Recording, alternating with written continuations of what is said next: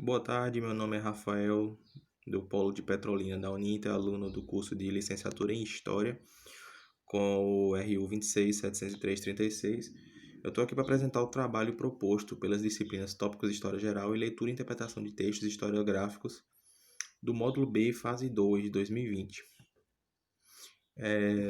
O trabalho proposto foi sobre trovadorismo na Idade Média. Portanto, eu vou fazer uma breve explanação aqui das origens do trovadorismo. As origens elas remontam lá do século X, mais especificamente século XI, no sul da França, na região de Provença. O contexto político da época diz respeito ao feudalismo, né? Onde quem detinha as terras tinha o poder, tinha o prestígio, né? Não era tanto riqueza, mas sim terras. E também a igreja tinha uma grande influência na época, ditava comportamentos da sociedade. Ou seja, a maior parte da população trabalhava mais no campo, então não tinha tempo para aprender a leitura, não tinha como ficar parando para ler. Então, quem mais lia na sociedade eram os membros da igreja. O que isso quer dizer? O índice de alfabetização era baixíssimo e a literatura era muito, mas muito atrasada. Poucas pessoas tinham acesso à literatura, então a literatura de livros, né? Então, a literatura mais avançada na época acabou sendo por transmissão oral, ou seja, as pessoas contavam histórias que iam passando de pessoas para pessoas.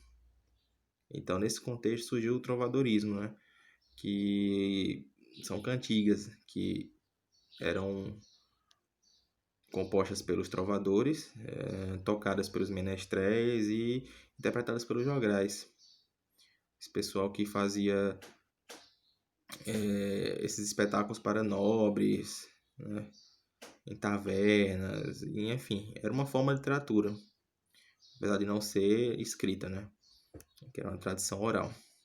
A trova ela é composta de um verso, na verdade, uma quadra composta de 4 versos. E geralmente a estética de uma trova ela possui o seguinte: são 4 tipos de trova, que são a trova de amor, de amigo, de escárnio e de maldizer. As duas primeiras, geralmente elas têm o amor como tema, né? O próprio nome diz amor, amigo. Enquanto as duas últimas, a de escárnio e maldizer, são críticas, direta ou indiretamente, a alguma coisa, um governante, uma autoridade religiosa, enfim. Houve muitos trovadores importantes nesse período, na Idade Média, muitos. Mas vale destacar Dom Dinis I de Portugal, que ele foi um rei, né? Ele era conhecido como o Lavrador. Ele foi um sábio, ele tinha muito esse dom erudito dele. Ele compôs mais de 170 trovas e ele que instituiu o galego-português como a língua oficial do Reino de Portugal. Ele era muito voltado para essa área de artes, de literatura. Ele era um erudito mesmo. E também os filhos dele acabaram continuando o legado. Os 2 filhos naturais dele acabaram também tendo uma obra muito vasta de trovas. Bom, no Brasil a gente pode citar Nova Friburgo como um dos expoentes do trovadorismo aqui no Brasil.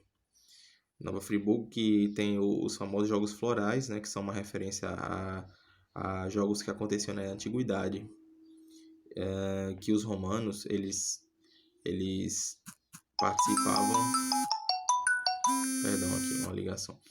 Eles participavam de jogos entre eles que eram em homenagem à deusa Flora. E o prêmio era uma pedra em forma de flor. Portanto, acabou que veio daí essa inspiração, o nome de Jogos Florais. E eles acontecem lá em Nova Friburgo, né? Premiam os melhores, né, na categoria de trova. São muitas trovas interessantes que são feitas lá. É um concurso já que está há muito tempo. E é interessante ver que Nova Friburgo é um expoente dessa arte, dessa literatura aqui no Brasil.